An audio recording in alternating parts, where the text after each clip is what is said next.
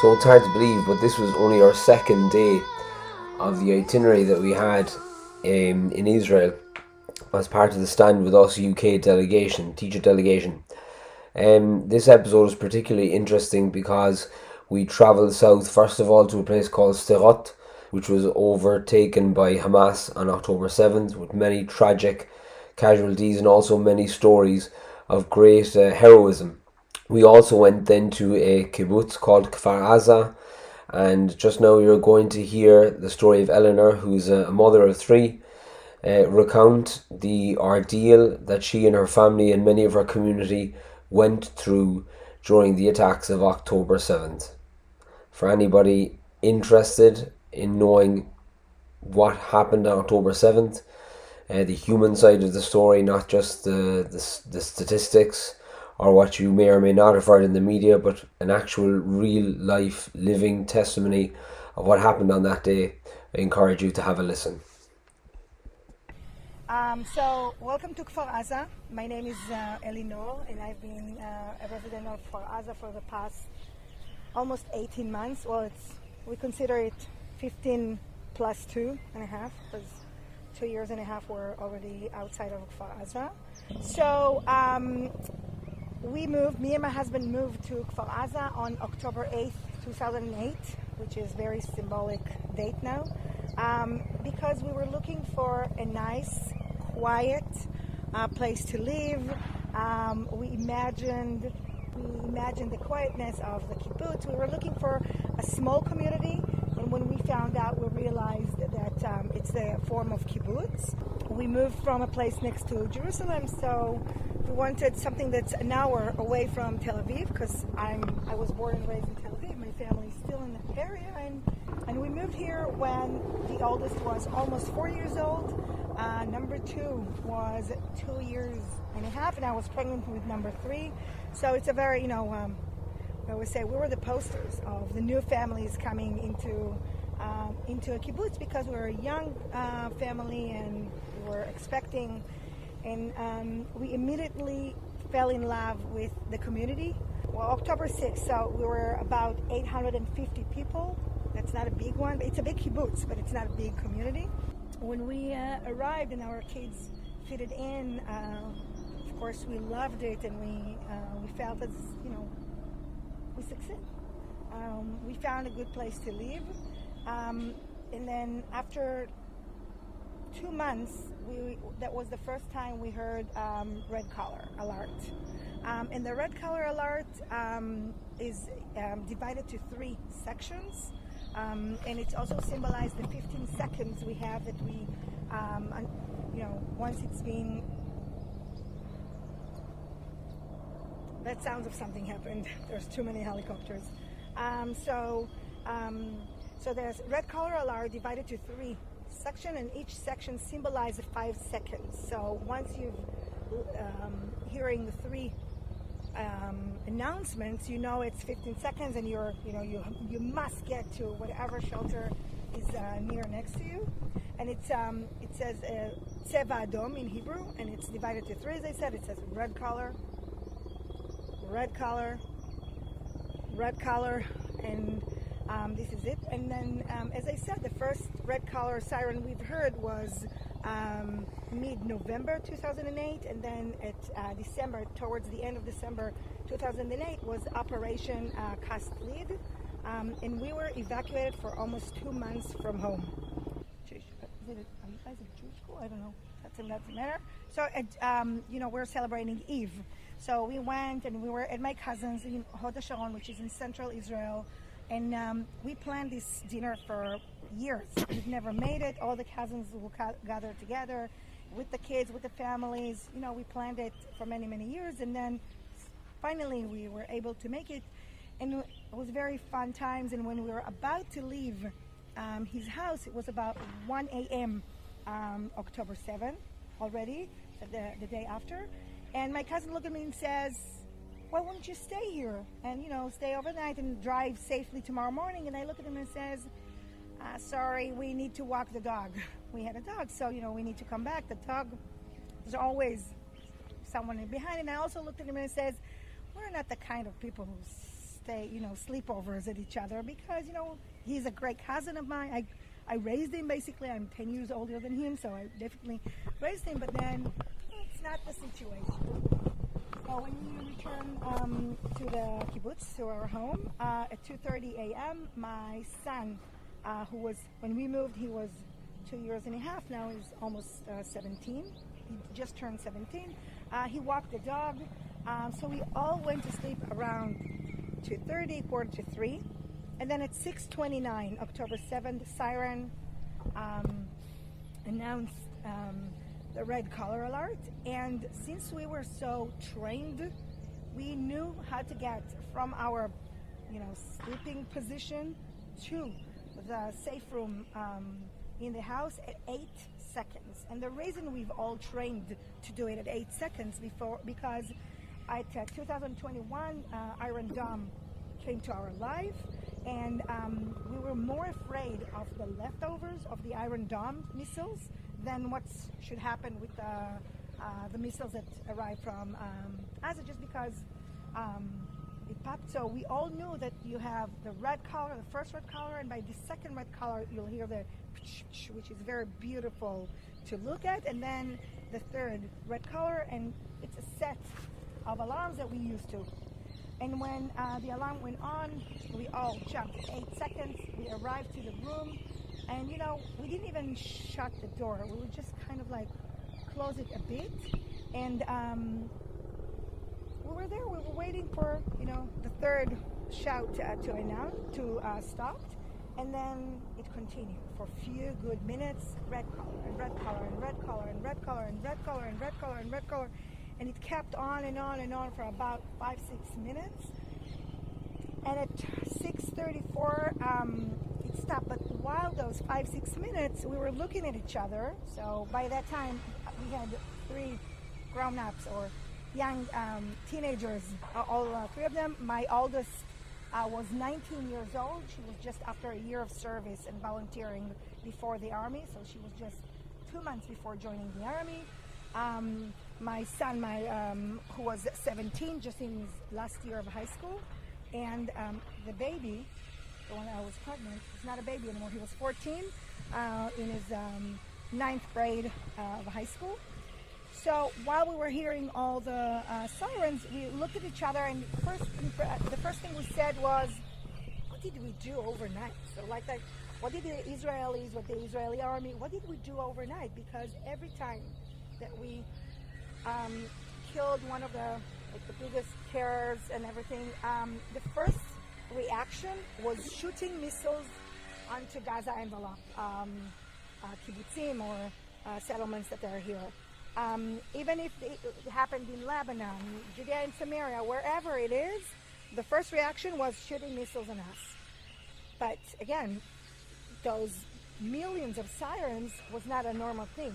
And the second thing, we were we're still joking, right? And it says, so who forgot to stop pushing the button? Now, those are automatically systems, but kind of like, it was so early in the morning. We were very exhausted, and we thought somebody was falling asleep. And then after those 5-6 minutes, it stopped, and we looked at each other. And, first thing in the morning, when it stopped, I ran to the restrooms, because what else do you do in the morning? And my husband ran to the living room and the kitchen area, shut all the windows, closed the doors, and even locked the doors. And there's the regular lock and there's an upper lock. We're in a kibbutz. Nobody used the upper lock. There's no thieves here. Nothing. You can leave on a regular days, not today when nobody lives here, but you can leave your bag here with money and nobody will touch it. The only question will be who forgot the bag, like with a photo, and that's it. So I guess it was probably one of the fewest times that he locked the upper lock, and then he returned to the safe room with those 3 huge kitchen knives, and he looked at me and he says, "Eleanor, if you want to leave, it's now." And I look at him and it says, "What?" It's kind of like I knew something's weird, but I didn't know what to say. And I said, "No, let's wait 2 hours. Things will calm down," because we knew what's the ritual. The ritual was missiles on us, the IDF is attacking, and then after a few hours, there's a short time of quietness, and this was always our cue to leave the house. And I also said, it will take me a few hours to realize where can we go, either to my friends, my cousins, or whatever it is. But the way that he came with the knives, I looked at him and I said, okay, I understood we're in different situations, but I also understood that he's taking a control. And I looked at the kids and I said, everybody listen to Dad, because we all know that usually everybody's listening to Mom. I know, it's in every house. Don't be ashamed. But he was standing there as a commander. And I was I'm still an officer. This is my reserve, but I was an officer in my duty. So I immediately recognized him as a commander of the situation, gave him the leadership, and was happy that somebody's here carrying it with me. And he was given one of the knives to Iftach, now our 17-year-old son, and he was one given to himself, and he was about to walk and to give one knife to the baby. And every alert as a mother in my body shouting that this is not okay, and in a second I was thinking, what will he tell to his psychiatrist next, the day after? He was not in a treatment, he was not anything, but I thought that he will hold the knife. This is what will lead him to a treatment. So I took the knives, and then we got the dog inside because we didn't let her dog get in before, and we shut the door. It's not a lock. Usually you can kind of lock, but our door was not broken. But gave our youngest that the safe room was his room. Told us a few months before that something is not okay with the room, and that something's not okay with the door, and he can't lock it. He was 14. He wanted his privacy. And I kind of wished him, and I said, well, your door cannot be locked ever, because if we need to get in fast, you cannot fight with the door. But he had his ways how to lock the door. So we called him, and we asked him to lock the door. And then we were there, standing with those 3 knives in front of the door and waiting.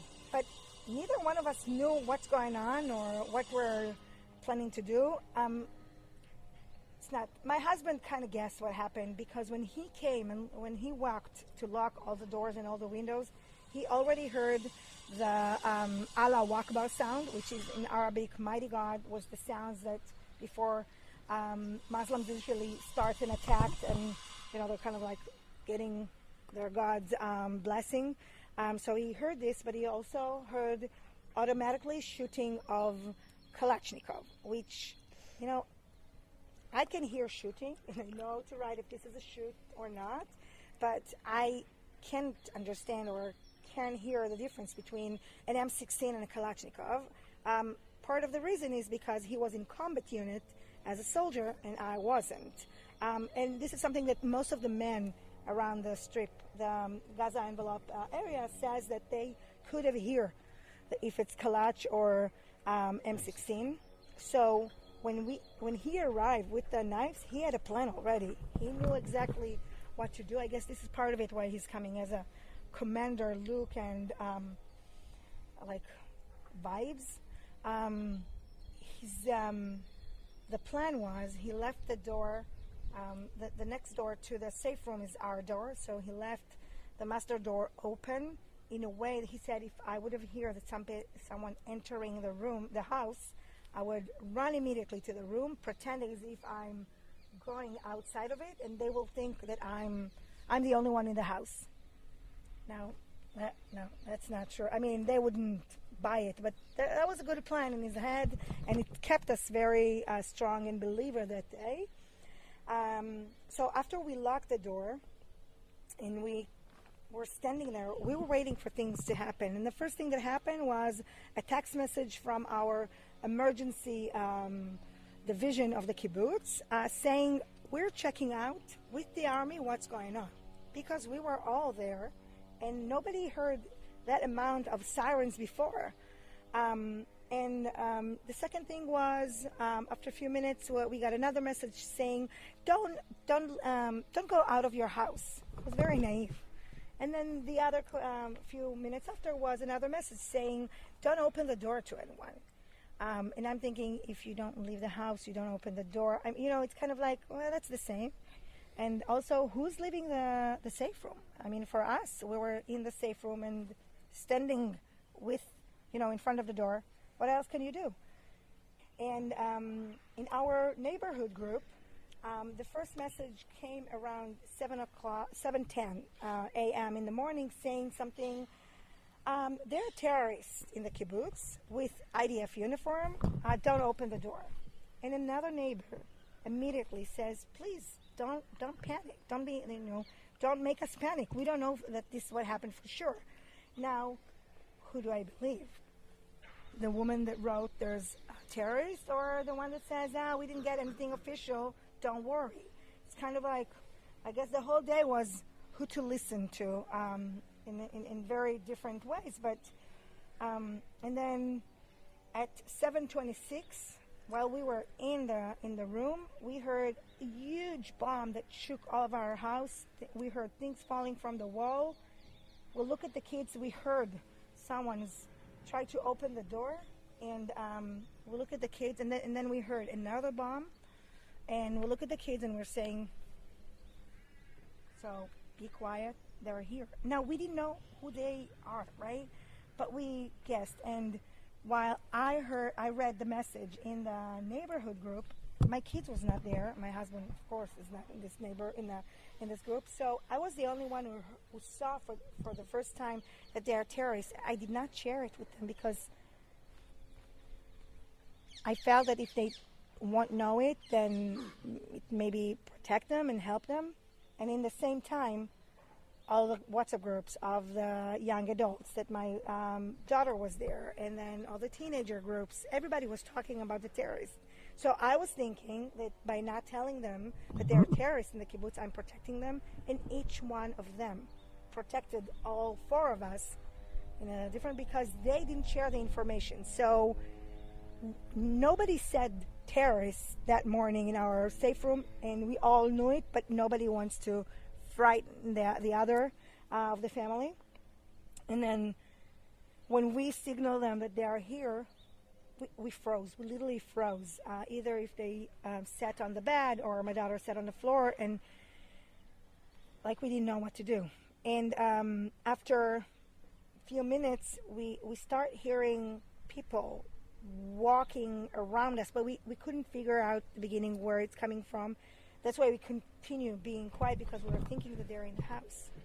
And then suddenly I'm hearing voices coming from my neighbor's house, and I'm texting her and I'm saying, "You have people on your roof." And she's saying, "No, you have people on the roof." So some way I heard hers better and she heard mine better, but we realized there are terrorists on our roof. And they got on our roof because once they were there and trying to open the door, and they were going around the house to see if there's an easier place to go, then we had a ladder opened, because on October 4th we got a message in the kibbutz saying, "Don't forget to go on the roof, clean it before it's rain," right? Leaves and all those things. And I was probably very assertive, because my husband went on the roof that day and cleaned it. And lucky us, we are so, we delayed things for later, so he didn't put back the ladder to place. And when they saw the ladder, they climbed on the roof, and they had 3 positions of shooting on the roof, so they can shoot and kill the people in the kibbutz. So when we heard things going on over here, the situation was totally different. And I'll take us back to 629 in the other side of the kibbutz, where we have a soccer field. And while the siren is on and everybody's running to the safe room, there was only one person who, every time when the siren was on, he was running outside. His name was Ro'i Dan. He was a photographer, and he worked for Ynet website, which is the largest media and news website in Israel. And he, he shoot and took pictures and short videos for them every time. And today on those cameras, when you actually make the shot of the film, and when you film short videos, it's automatically sent to the station or to the media channel or whatever it is. So when it was stopped in between, he started looking what he sent already, and he saw pictures of the shooting missiles, and he saw the pictures of the Iron Domes that were all over. And then he saw a few pictures and a video that he sent of the paraglides coming into our kibbutz. And after a few minutes that he realized what he's seeing, he's decided to call the head of the security division of Kfar Aza. He apparently lives not far away from here. And he says, Shachar, are we expecting anyone coming through the paraglides? Because this is what I see. And he also start hearing, things going on and shooting and, very hectic situation. And then he says, oh, they're having a uniform. Are we expecting someone with the uniform? And a few seconds after, when he was still on the phone with Shachar heard shooting, and he understood that Ro'i was being shot. And when Roi's been shot, and of course he fell on the floor, his wife heard shooting, and she ran outside immediately to see what's going on. She was holding their 3-year-old girl on her hands, and she was running aside. And when they saw her, they shoot and murder her as well. And lucky the girl was covered with blood, but she was running into the house, saw her siblings, and then she decided to go outside, and she was hiding in between the bushes for a few hours until she was caught by one of her family friends that brought her into his family's safe room. And unfortunately, 2 hours after, they were all kidnapped to Gaza.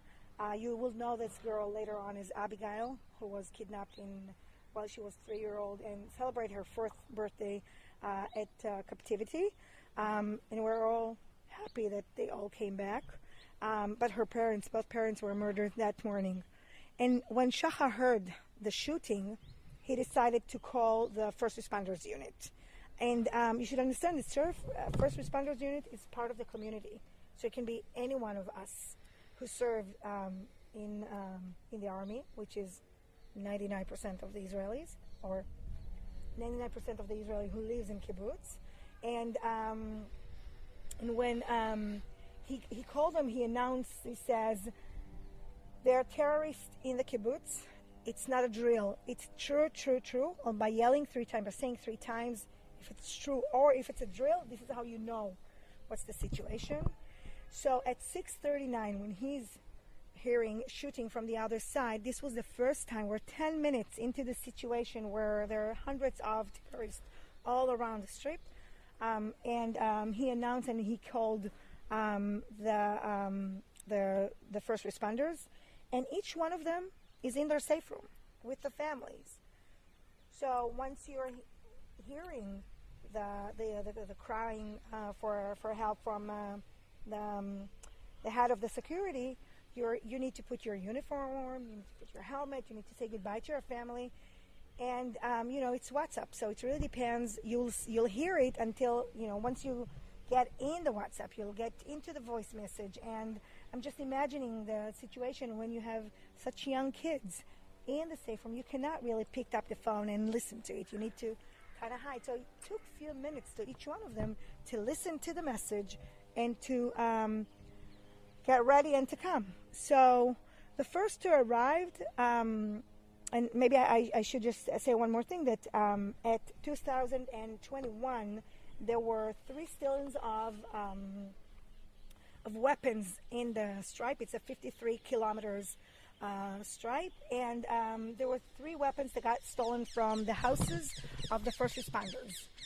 So the army decided that all the weapons should be held in the weaponry, and when you need them, you just need to run to the weaponry to take it, and then you can do it. And I want to say, we still naive and trust, but we trusted whatever the army will say. We all serve in the army. We all trust the army. We all know that those are the first to protect us. So when they told us to put it here, we all agreed. Actually, beside one moshav, was a little bit not far away from all the kibbutzim and all the moshavim, all the places, we all agreed to put it here, and nobody thought it's weird. Nobody thought it's wrong. And again, October 6th perspective. Why should we think differently? Because the army will be the first to know everything. So after Shahar is calling the first responders and they're hearing it, the first to arrive was the commander of the first responders, because he's living right in this house, just behind the weaponry. It's not the house of the commander. It just happened. In the same way, he could have lived in the other side of the kibbutz. So he's coming and opened the weaponry, and minute after arriving, another member of the first responders, Uri Russo, which his daughters were a little bit older, and I'm thinking it probably was easier to say goodbye to the oldest, because you don't need to hug and explain it. But they don't even care, right? The teenagers, that's like bye dad, because we did not even think that we are in such a horrible situation. So Uri, as his wife says, he just, he yelled, bye, and then, or I'm leaving, or she said, I remember the door has been shut, but she didn't do the 1+1 that morning.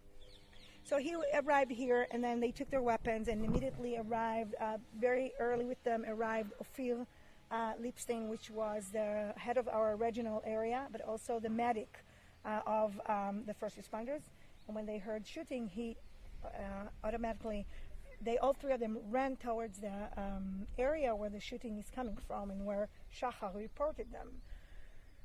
So, of course, they met in the way they met the terrorists, and they had a very hard battle where they were able to kill few, but there were so many of them. At that morning, the first wave of their entrance, there were more than 150 terrorists in Kfar Aza, only in Kfar Aza. Overall that day, in all the Strip, was more than 3,000 terrorists in all the kibbutzim and all the places here. So when they saw 10 terrorists, it was a hard battle. And at 7:10, the last message that was recorded by Tal Elon, which was the commander, says in a very broken voice, saying, I'm injured, and Russo. And I was saying, did he meant to tell us that Russo is not injured anymore? Because, so maybe it's too late. And then, like in a minute, he came back to be a commander, and he says, there are terrorists with IDF uniform, kill them, and then take care of the wounded. While he knew that he will not be wounded when they'll finish taking care. I guess he knew exactly how bad condition he was. But that's the last message that, as a commander, he sent. And a few minutes before, the last of the first responders arrived from the other side of the kibbutz. And when they trained, they arrived with a scooter, because they live very far away. They didn't want, to run 10 minutes or to take the scooter and arrive in 5 minutes. It's a good decision. When they entering this area, they realized that it's different. There were a lot of shooting here. One of them was standing in the armory and in the front of it and shooting, while others putting the bullets into the thingy. Okay, so they can have more. And for some reason, one of them was running after this building, and he saw underneath it, you see how it's a little bit higher, and he saw underneath it two more of the first responders who were able to, not to hide, but to kind of like to save their lives over there. And one of them, because he was also a medic, and he saw that two people are lying on the grass, so he ran towards them immediately, and he got shot. That's this beautiful, cute face, and it was my neighbor. My neighbors that they walk on their roof was his mother. So Avi was coming over there. He was trying to help his friends, and when he got shot, he did 3 very important things. One, called his wife, saying goodbye, tell her that he loves her, and say bye to the kids. The second thing, he kind of like left a will. He told her, tell everybody that he loves them all. Like for us, and it's still in a present tense, even in Hebrew, that hu et kulam ohev. So make sure that everybody knows that I love them. No matter what I did, he was a very, he did lots of pranks as a teenager, but he wanted to leave a message that he loves everyone. He was 32, so it's not a teenager anymore. And also he told her, tell anyone that you can that there are terrorists with IDF uniforms. And this is exactly where it was about 7:10 when we start getting the messages into our WhatsApp groups. And also he was able to tell, he saw that there are the three of his friends. He knew that one of them is here, but then he realized that there are a few, and he saw that there are terrorists on the roofs. So he kind of like sent and yelled to his friends to be careful, but he used very like the words and the name of the places in how we called it. This is the library, but we had a different name for this. So he yelled, he says, be careful. He didn't say on the roof, he says above the library, and use the name. And he says about the culture, because this was once the storage of the culture department. And then he's like letting them know where it is. Yeah. Yeah. We are walking. It's an hour and a half. Do we have until 3, or you have? Oh wow. Okay, so I'll just remind their names. So Shachar Aviani was the head of our security division, a father of 4. Avi Hindi was a father of 3. Tal Eilon was the commander of the first responders, a father of 3. Aviv Baram was a father of 2. Nadav Amikam was father of 2. Ori Russo was father of 3. And Ophir Lipstein was father of 4. And we will see that his son was also in our young adults area, and he was murdered as well. And overall, this family lost 5 members of her families. Yeah.